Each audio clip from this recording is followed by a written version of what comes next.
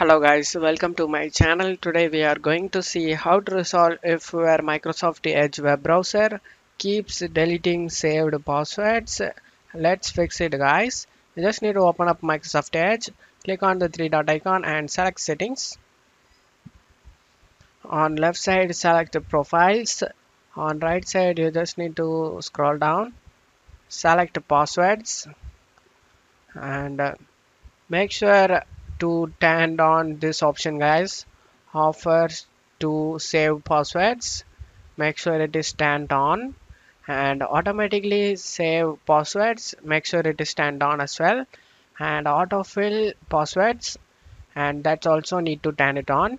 These three options you just need to make sure turned on, and you just need to scroll down. Under here you can able to see the saved password over here guys. If you want to save password, click on add password, and now you just need to enter the URL of the website, and just need to type your nickname of the website, for example Facebook, and you just need to type the username and password over here and select save to add this password in this list guys, and that will be added. You can easily click on autofill passwords to log in any websites guys. That's all you have to do it guys. That's it for today's video guys. Give me a like and subscribe. Thank you.